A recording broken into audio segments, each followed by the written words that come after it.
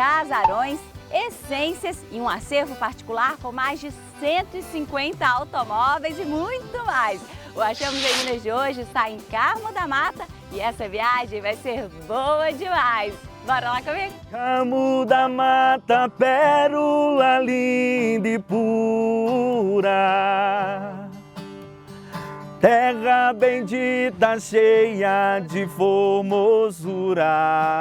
Pois é, e assim com tantas formosuras e encantos, Carmo da Mata inspira seus artistas. Carmo da Mata sempre me inspirou como artista, desde pequeno. Eu sempre sentava aqui nesses banquinhos aqui com meu violão, quando eu comecei a cantar. E de repente já juntava aqui de amigo aqui ao redor aqui e a gente cantava uns causos. Passa o tempo, é uma cidade muito tranquila, muito aconchegante, muito gostosa de se morar. Essa música, né, faz parte da minha vida. Aprendi a cantar com a minha mãe, me ensinou a cantar, a fazer segunda voz. Essa terra tão bacana, tão linda. Por isso que eu ainda moro aqui. Nasci nesse lindo canto do meu país, cresci nessa Carmo da Mata tão feliz. E foi assim, com esse carinho, que fomos recebidos em Carmo da Mata, uma cidade incrível e surpreendente. Na primeira volta, a gente já fica encantado com seus casarões muito bem preservados. Casarões que com certeza guardam muitas histórias. São 42 casarões inventariados que formam a Rota dos Casarões, uma das joias da cidade. E um desses casarões abriga um armazém super charmoso, o Armazém Notini. Aqui conheci a Cláudia, que me contou a história do armazém que começou há muitos anos com seu bisavô. Gente, dá só uma olhada nos detalhes desse lugar. Tudo um charme, né? E imagino que tudo carregado de história também, né? Sim, Lu, aqui nós temos muita história para contar. Esse armazém começou com meu trisavô, no início do século passado. Era um armazém, o imóvel todo, sabe? Era uma loja só que foi do meu trisavô, que ele fez para os filhos e depois ficou com meu bisavô, meu avô, meu pai e hoje eu e meus irmãos. E no princípio era um armazém? Era um armazém. Ele surgiu, ele foi construído quando chegou o trem. Então o comércio começou a girar em torno da estação, que é aqui em frente. Então o papai conta que ele era criança, ele já lembra que ficava um carroceiro só transportando as mercadorias. Na época tudo era importado, então tudo acontecia aqui nessa praça. Por isso que meu trisavô construiu nesse local. E aí começou a história. E meu pai ainda manteve, na década de 70 fechou. Mas ficou parado, teve outro tipo de comércio. No início dos anos 2000, o papai restaurou o imóvel e nós começamos com a história do restaurante. Nós procuramos preservar, o papai gosta muito de patrimônio histórico, eu gostava, então a gente procurou preservar tudo, algumas coisas, como esse balcão, que era da época do meu bisavô, temos alguns calendários, tem muito documento dessa época também. E assim, visitar este armazém atualmente pode ser uma viagem não só pelos sabores, mas pela história também.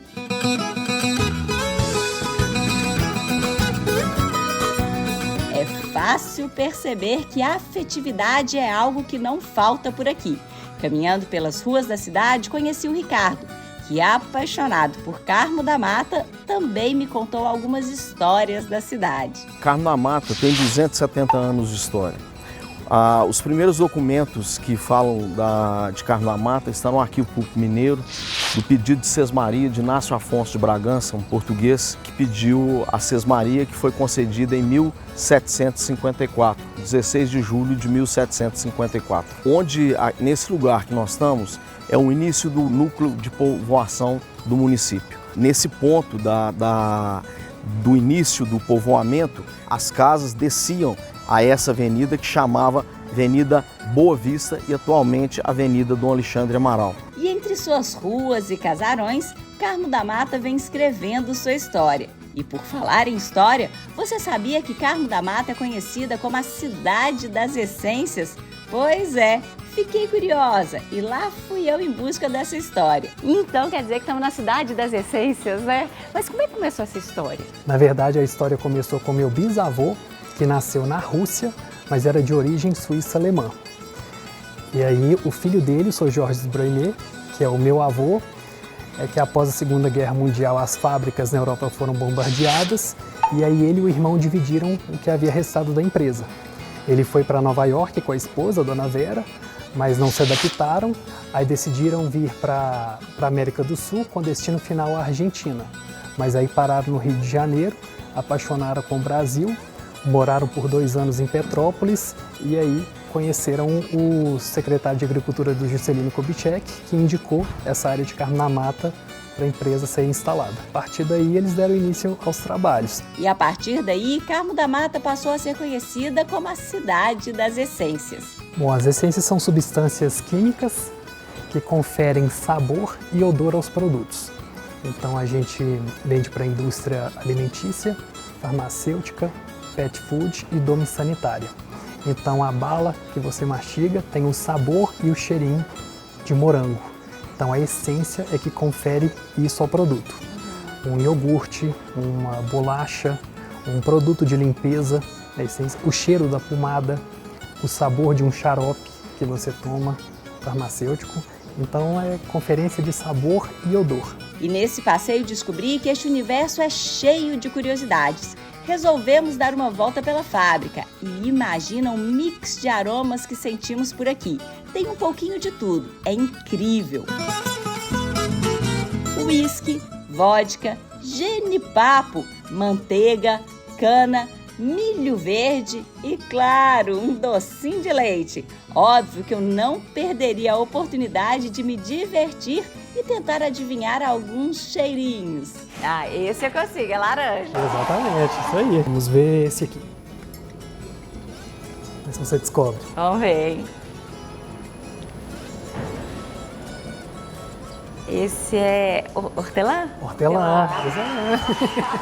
Tá de parabéns. Esse é um cheiro diferente, vamos ver. Vamos ver se eu consigo, hein? Até agora foi fácil, não tenho nem ideia. Ah, de picanha! Vamos ver. Esse aqui é forte? É. Nossa! Esse é de camarão. Nossa, é forte mesmo. Esse é muito gostoso. Esse é gostoso, vamos ver se adivinha. Esse é leite condensado. É, isso aí, tá de parabéns. E agora, um totalmente diferente.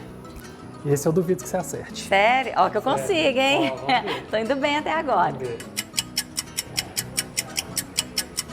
Nem ideia de que é. Não, pode falar? Pode. De minhoca. Sério? Não, deixa eu assistir de novo. É cheiro de minhoca. Minhoca. Para ração de peixe. Pois é, e assim nos divertimos com os aromas produzidos por aqui. Bem, nós temos que seguir nossas descobertas por Carmo da Mata. Nossa próxima parada, a Cachoeira da Forquilha. Um pequeno trecho de estrada de terra e chegamos a um dos principais cartões postais da cidade. Gente, ela é maravilhosa, né? Maravilhosa. É um dos pontos turísticos, né, do nosso município. E aqui a gente recebe muita visita, muitos turistas. E assim, é de propriedade particular, mas é um ponto realmente muito importante. É um patrimônio histórico, ela foi tombada. Apesar de ser, né, uma propriedade particular, ela foi tombada e recebe turistas de todos os lados. Turistas que podem se refrescar nessas águas e apreciar esse visual maravilhoso. Bem, e claro que Carmo da Mata também tem suas tradições culinárias. Aqui conheci a Luciana, minha xará, que faz um doce famoso por aqui, o doce aranha. O coco é o principal ingrediente, dá uma olhada. Parece uma cocada. Doce aranha é um doce feito de coco, que aprendi a fazer com uma vizinha para mim num show. E a minha mãe, na época, não tinha dinheiro. Então a gente ia na vizinha botar as bolinhas em cima da aranha. Aí eu fui lá pedir a vizinha para me ensinar a fazer aranha, que eu queria ir nesse show. Aí fiz a aranha, vendi e fui pro show. E depois fiquei fazendo aranha, muitas aranhas, e faço aranha até hoje. Lu, agora me explica, que até agora eu não entendi. Por que chama aranha e não é uma cocada? Vou te explicar agora, a hora que você pinga e o coco fica aberto, parecendo uma aranha. E o cheiro tá bom, hein? E assim, com esse doce aranha, a Lu fez seu nome na cidade. E hoje é uma das doceiras mais conhecidas por aqui. E dá uma olhada, o doce aranha é apenas um dos seus doces, porque ela faz vários outros. Saímos da casa da Lu encantados com seus doces e seguimos para um lugar que eu particularmente tinha muita vontade de conhecer, a Garagem do Automóvel, o maior acervo particular de carros antigos de Minas Gerais.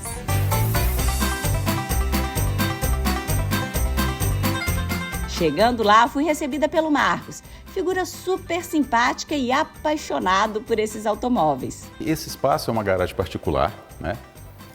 O Rúbio, que é o proprietário, ele coleciona carros desde os seus 18 anos, já fazem 50 e tantos anos, 53, 54 anos. E aqui ele reuniu carros, assim, da família dele, muitos carros que foram dos pais, dos avós, dos tios, carros que estavam abandonados no mato, todo apodrecido. Ele foi buscando, foi dando vida de novo a esses carros. Então, hoje, essa garagem ela é administrada pelo Instituto ICAF. Assim, as visitas são administradas pelo ICAF.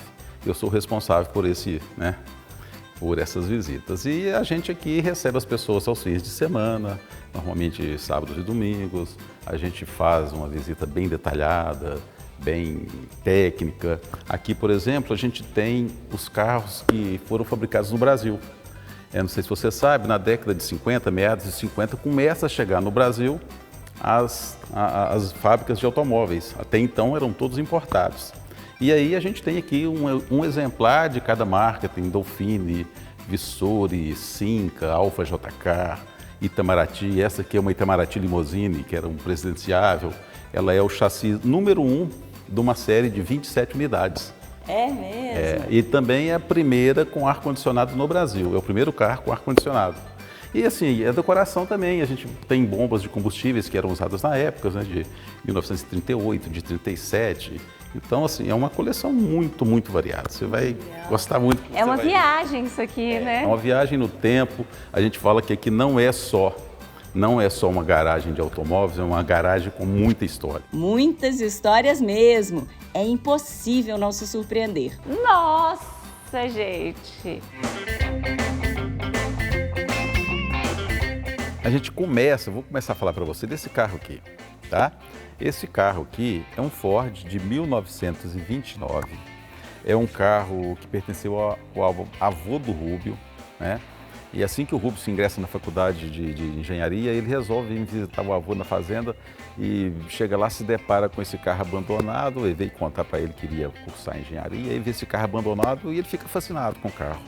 Aí ele pede para ele: vô, dá esse carro para mim. Esse carro tinha nascido uma palmeira dentro dele, o mato tinha tomado conta. É muito comum no interior, as pessoas compravam os carros, usavam até uma determinada época e depois abandonavam. Aí comprava outro, não tinha aquele negócio de revender o carro, então ficava abandonado. Então era muito comum nas fazendas. Aí o que ele faz?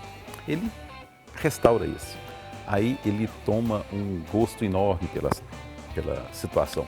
Aí ele vai buscar carros que foram da família para também serem restaurados. Tinha os avós, primos que tinham carros abandonados, então só da família foram quase 20 carros nessa mesma condição que ele busca e ressuscita. Esse Cadillac, por exemplo, ele restaurou para o seu casamento.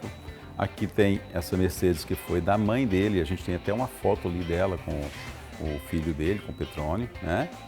Aqui mais à frente a gente tem esse Chevrolet Bel Air, que foi da avó dele, né? Ele até se orgulha em falar que foi uma das primeiras mulheres a dirigir em Belo Horizonte. É um carro fantástico também. E assim, entre afetividades, curiosidades e histórias, a coleção do Rúbio foi crescendo, crescendo, crescendo. E para qualquer lado que a gente olhe, um mundo de curiosidades se abre. Então, Lu, aqui nós estamos diante dos 3 carros mais antigos aqui do museu.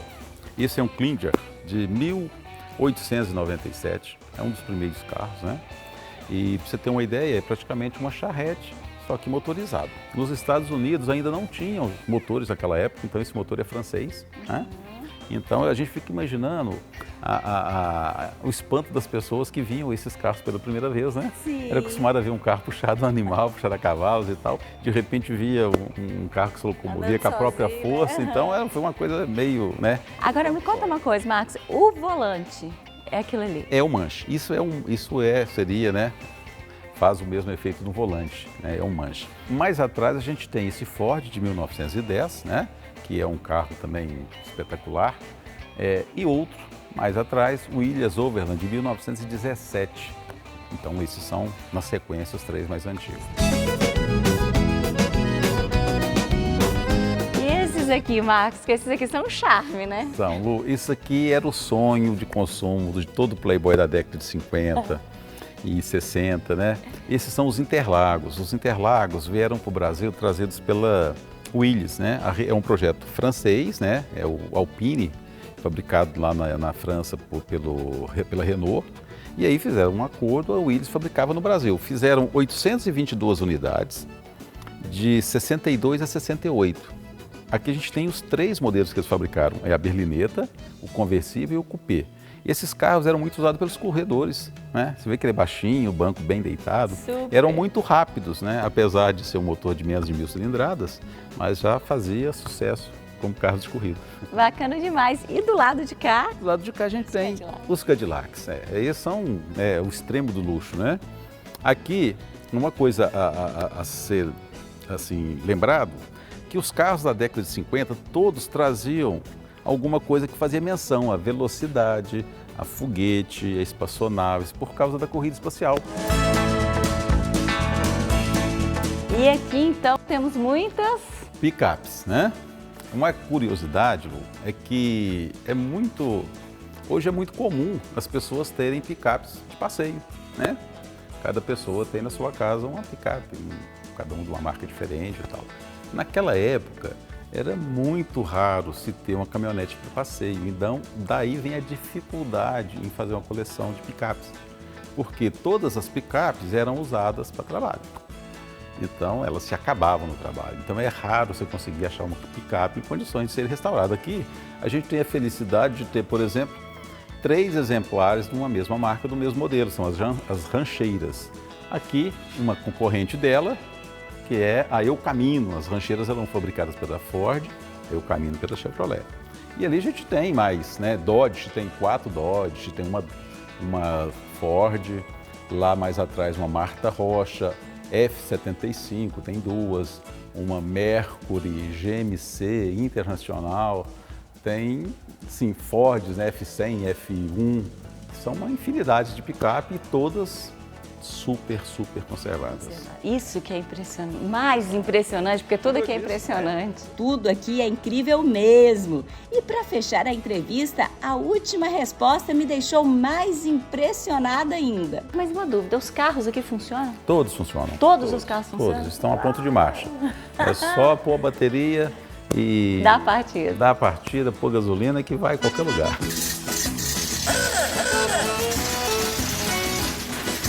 Marcos, brigadão. Foi um prazer. Prazer tá? foi todo meu.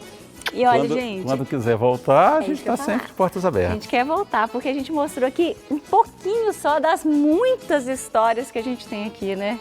É sensacional. Obrigadão mesmo. Foi legal demais e surpreendente essa volta por Carmo da Mata. Cidade linda, com seus casarões preservados, sua gente hospitaleira, suas histórias, seus cheiros e este museu que deixa qualquer um apaixonado.